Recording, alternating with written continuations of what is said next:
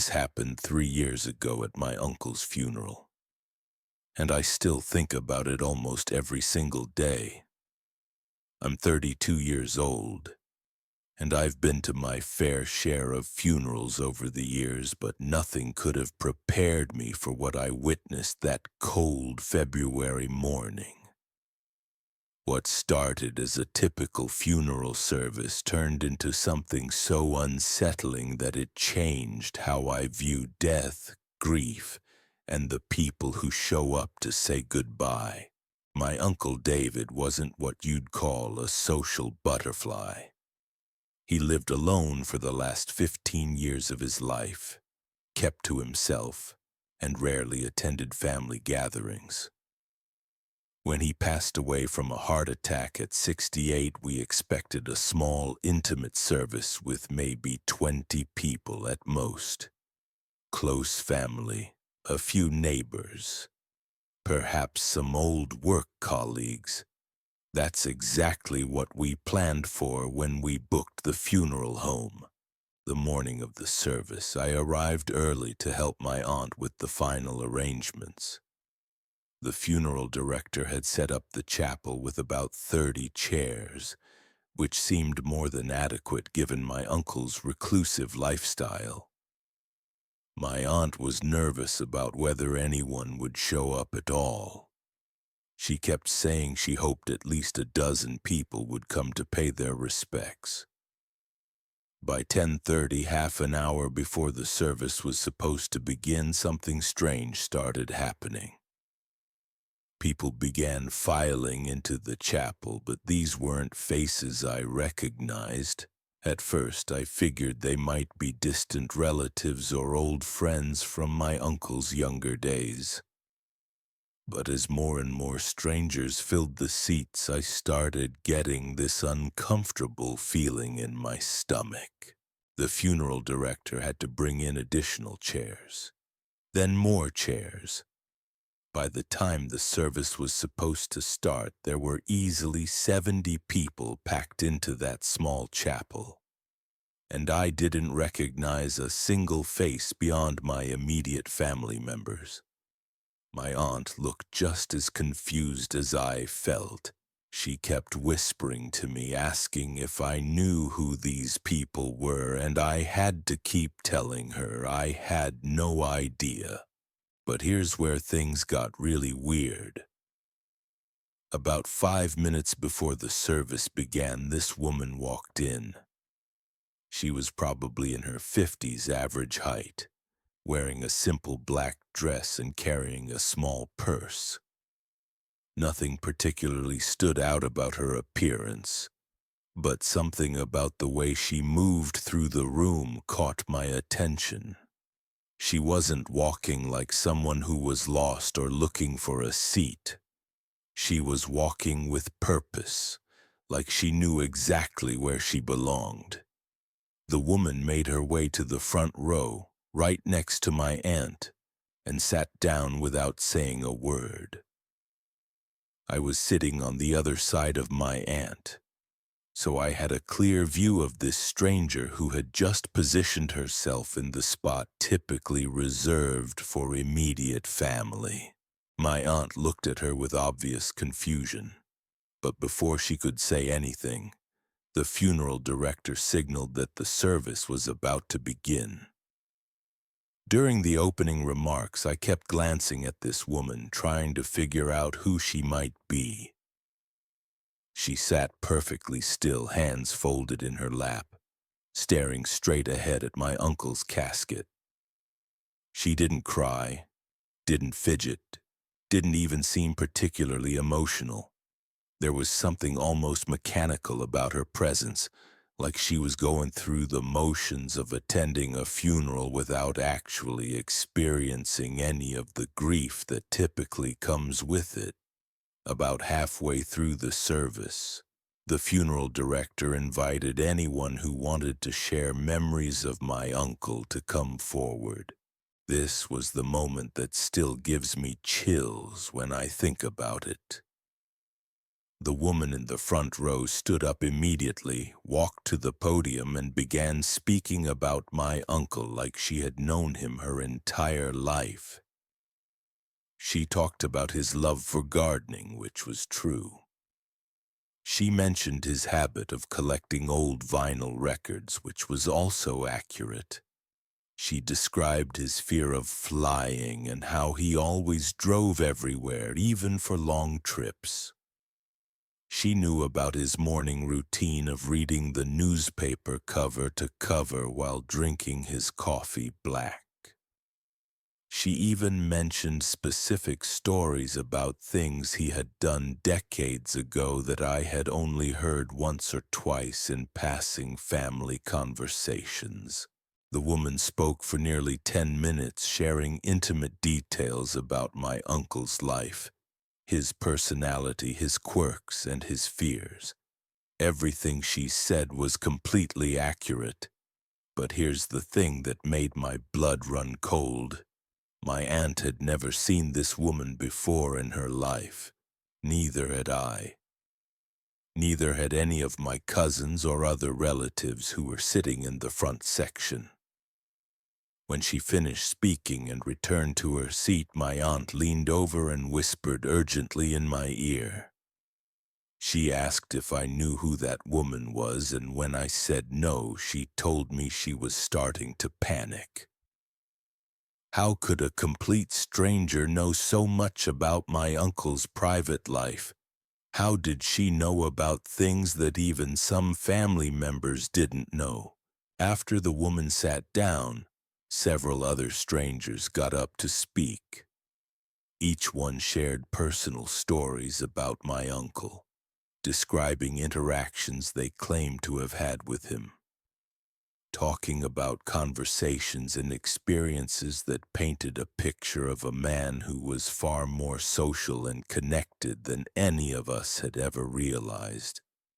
But the problem was, none of these people looked familiar to any of us.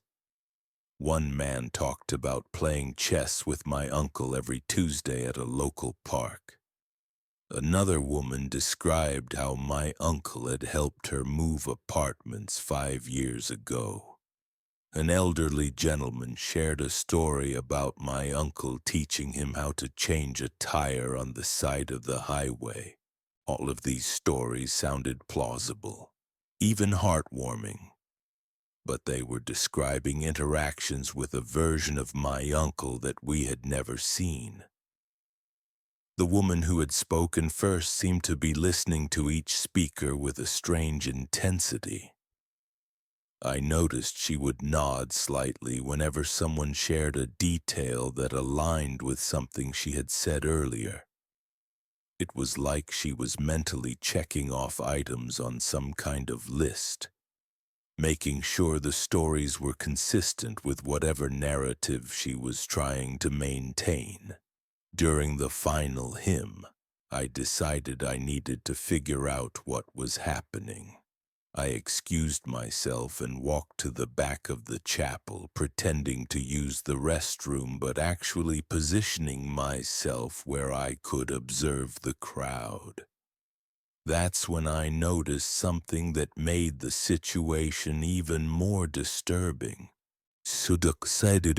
Several of the strangers were quietly talking to each other between verses of the hymn. They weren't singing along or participating in the service. Instead, they seemed to be having hushed conversations, occasionally glancing toward the front row where the mysterious woman was sitting. It looked almost like they were checking in with each other, making sure they were all on the same page about something. When the service ended and people began filing out, I watched carefully to see what would happen next. The woman from the front row didn't linger to offer condolences to my family.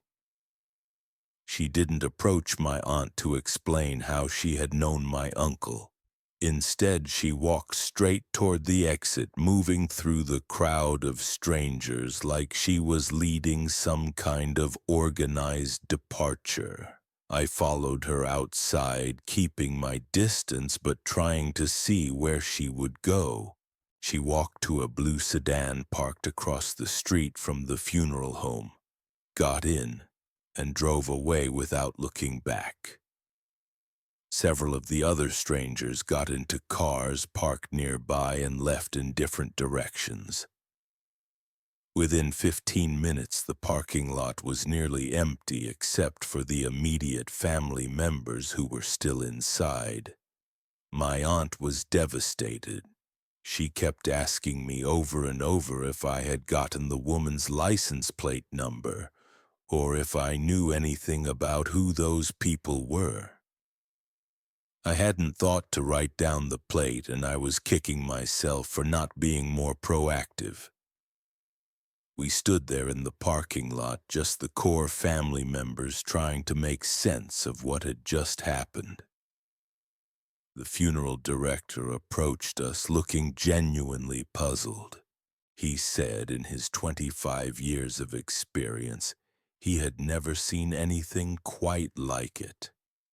He explained that all the additional attendees had simply walked in without signing the guest book or identifying themselves. When my aunt asked if he had spoken to any of them, he shook his head and said they had all seemed to know exactly what they were doing. That evening, my family gathered at my aunt's house for the traditional post-funeral meal.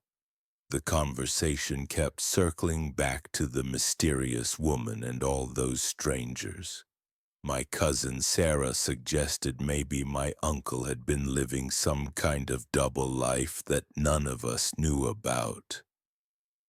My other cousin Mike wondered if perhaps my uncle had been more social in his final years than we realized. Maybe attending community groups or volunteer organizations, but my aunt shut down those theories pretty quickly. She lived only 3 blocks away from my uncle and had checked on him regularly, especially after his diabetes diagnosis 2 years earlier. She would have known if he was suddenly becoming social or joining groups. She had his mail forwarded to her address when he was in the hospital, and there were no membership cards or group communications among his belongings. The more we talked about it, the more unsettled I became. I kept replaying that woman's speech in my head, analyzing every detail she had shared. The information was too specific, too personal, too accurate to have come from casual acquaintance. She knew about my uncle's childhood fear of thunderstorms, something he had mentioned maybe twice in family conversations decades ago. She knew he kept a jar of coins on his kitchen counter that he would count when he was nervous. I decided to do some investigating on my own. The next morning, I drove to my uncle's neighborhood and started knocking on doors. I figured if he really had developed this secret social life, his neighbors would have seen evidence of it. People coming and going, regular visitors, anything that might explain how so many strangers knew intimate details about his daily routines. I talked to 8 different neighbors, including the elderly couple who lived right next door. Every single person I spoke to confirmed the same thing. My uncle was a loner who rarely had visitors. The neighbor directly across the street said she hadn't seen anyone visit my uncle's house in over a year except for my aunt and the occasional delivery truck. Mrs. Patterson, who lived 2 houses down, told me she used to worry about my uncle because he seemed so isolated. She said she had tried to invite him to neighborhood barbecues and holiday parties over the years, but he always politely declined. She mentioned that the only time she ever saw him interact with anyone was when he was getting his mail or taking out his trash. This information made the funeral situation even more bizarre. If my uncle truly was as reclusive as everyone confirmed, how did 70 strangers know enough about him to attend his funeral and share detailed personal stories? And why did that woman in the front row seem to be orchestrating something? I spent the rest of that week calling every organization, club, and community group in the area. I contacted the library, the senior center, local churches, volunteer organizations, hobby groups, and even the chess club at the community college. Nobody had any record of my uncle participating in their activities. Most of the people I spoke to had never heard his name before. The local newspaper had published a standard obituary that my aunt had submitted, but it only included basic information: his name, age, date of death, and the funeral service details. There was nothing in that obituary that would have provided the kind of personal information those strangers had shared during the service. I started having trouble sleeping. Every night I would lie awake trying to piece together some logical explanation for what had happened. The woman's face kept appearing in my mind, and I found myself analyzing her behavior over and over. The way she had walked into the chapel with such confidence, how she had positioned herself in the front row like she belonged there. The mechanical way she had delivered her speech, as if she was reciting information rather than sharing genuine memories. My aunt called me constantly during those first few weeks, asking if I had figured anything out. She was having nightmares about strangers knowing things about her husband that she didn't even know. She started going through all of my uncle's belongings again, looking for any clue that might explain the connection between him and those mysterious funeral attendees. She found his address book, which contained maybe 15 entries total. Most were family members, his doctor, his insurance agent, and a few old work contacts. She called every single number in that book, and none of those people had attended the funeral. In fact, several of them didn't even know he had passed away. The investigation was consuming my thoughts and affecting my daily life. I found myself staring at strangers in grocery stores and restaurants, wondering if they might be connected to whatever had happened at the funeral. I started paying attention to obituaries in the local paper, morbidly curious about whether I would see any of those faces at other funeral services. About 6 weeks after my uncle's funeral, my aunt called me in a panic. She said she had been going through some old photo albums and found something that made her stomach drop.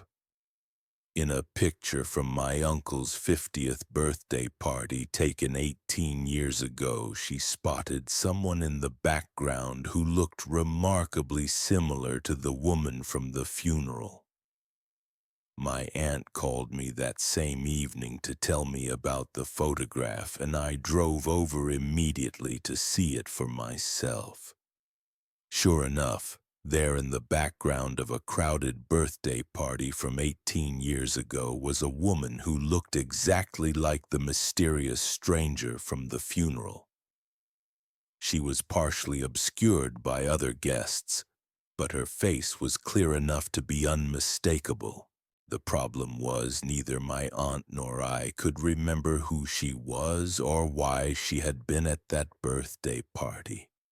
We spent hours going through more photo albums, and we found her in 3 other family pictures spanning different years. Always in the background, always partially hidden, never the focus of any photograph. It was like she had been deliberately positioning herself to avoid being the center of attention while still being present at significant family events. The discovery sent my aunt into a complete spiral. She started questioning everything she thought she knew about my uncle's life. Had he been in contact with this woman for years without telling anyone? Was she some kind of long-lost friend or former romantic interest who had been secretly part of his life? The questions multiplied faster than we could find answers. I decided to take a different approach to the investigation. Instead of trying to figure out who these people were, I started researching whether anything similar had ever happened to other families. I spent countless hours on internet forums and support groups, looking for stories about strangers showing up at funerals with impossible knowledge about the deceased. What I found was disturbing. There were dozens of similar accounts from people all over the country.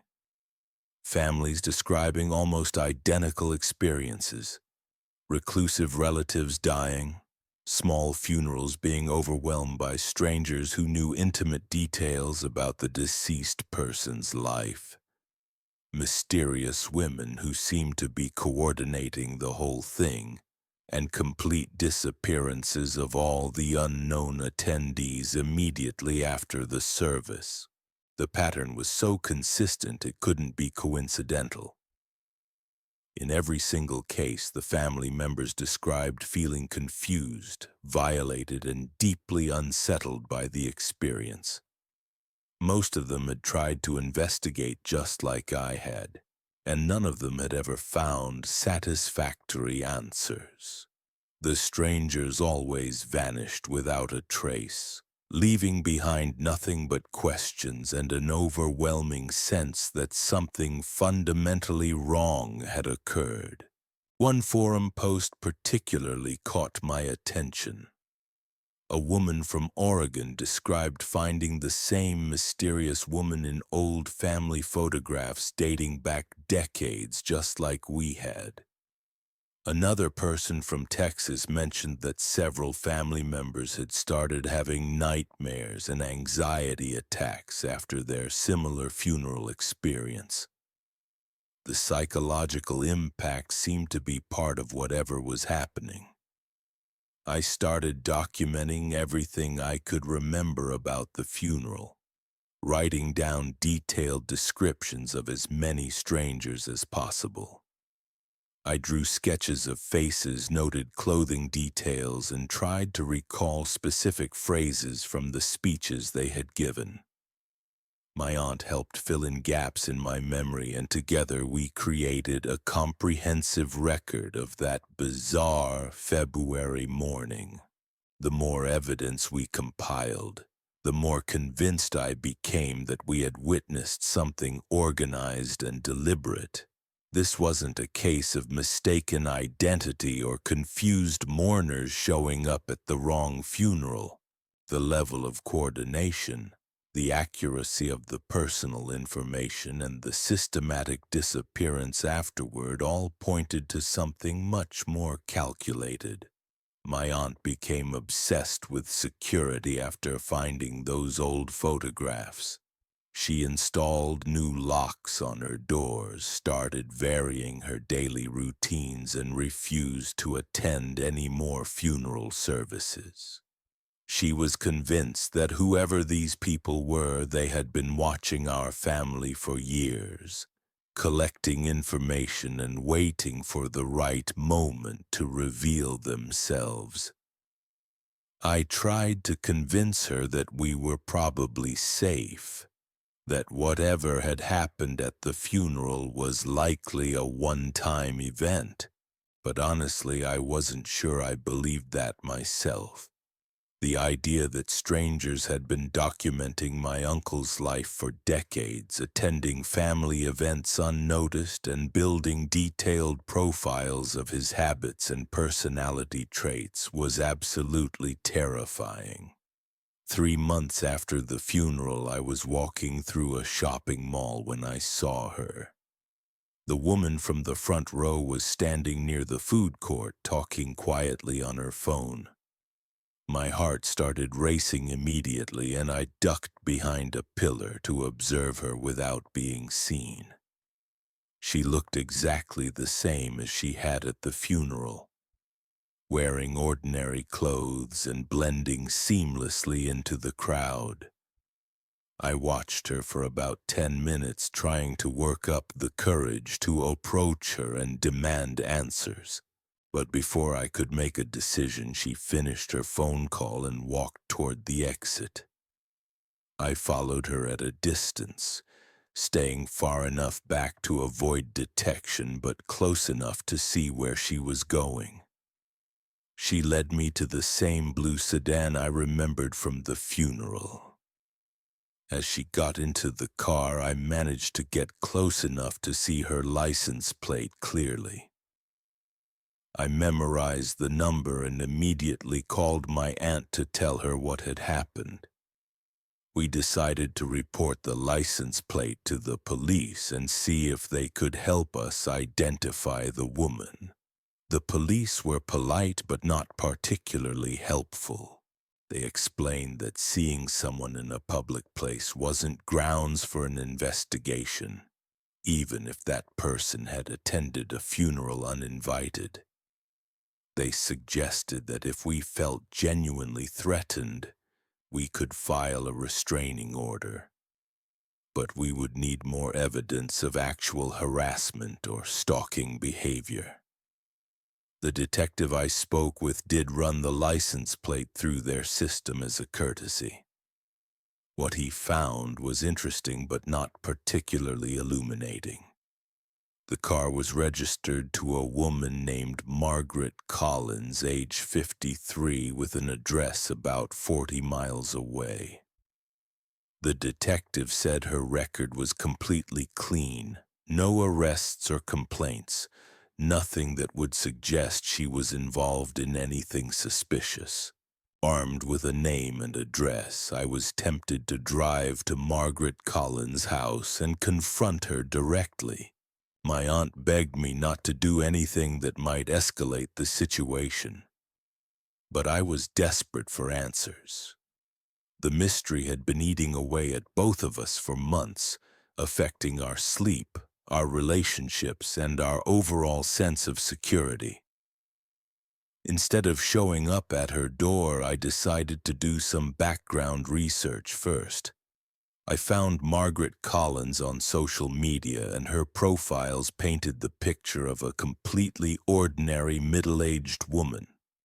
She worked as a bookkeeper for a small accounting firm, had 2 adult children, and seemed to live a quiet suburban life. Her photos showed family gatherings, vacation trips, and typical social activities. Nothing about her online presence suggested any connection to funeral crashing or stalking behavior. The normalcy of her digital footprint made the whole situation even more unsettling. How does someone maintain such an ordinary public life while secretly attending strangers' funerals and delivering speeches filled with impossible personal knowledge? The disconnect between her apparent normal existence and what we had witnessed was deeply disturbing. I created a fake social media account and tried to connect with Margaret Collins online, hoping to engage her in conversation and maybe learn something about her connection to my uncle. She accepted my friend request but never responded to any of my messages. Her posts continued appearing regularly, showing her normal daily activities as if nothing unusual had ever happened. The investigation consumed nearly a year of my life before I finally had to accept that I might never get answers. The psychological toll was becoming too much for both my aunt and me. We were both seeing therapists by that point, trying to process the trauma and anxiety that had resulted from that February morning at the funeral home. My therapist helped me understand that sometimes people experience things that simply cannot be explained or resolved satisfactorily. She encouraged me to focus on moving forward rather than remaining trapped in the mystery. It was advice I needed to hear, but it was incredibly difficult to follow when so many questions remained unanswered. The last development in this story happened just 6 months ago. I was browsing through obituaries online, something I had started doing compulsively after my uncle's funeral, when I saw a familiar name. Margaret Collins had passed away from cancer at the age of 54. Her obituary was brief and conventional, mentioning her work, her children, and a small funeral service for family members only. Part of me wanted to attend her funeral to see if the same group of mysterious strangers would appear, to finally understand what kind of network or organization might have been behind the events at my uncle's service. But my aunt convinced me that it would be unhealthy to pursue the mystery any further. She was probably right. To this day, I still think about that February morning and the woman who knew everyone's name. I've accepted that I'll probably never understand what really happened or why it happened to my family.